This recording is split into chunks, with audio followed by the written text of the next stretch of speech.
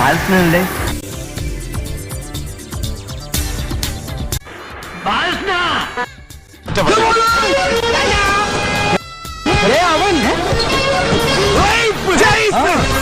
എന്നെ പിടിക്കാൻ തന്നെ ചെയ്താനെ.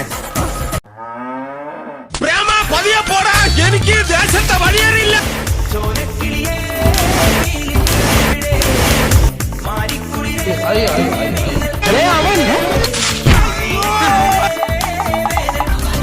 പിടിച്ചോ, നിന്റെ ഉമ്മമാനെ കെട്ടിക്കാനുണ്ടാക്കിയ അവിക്കത്തത്.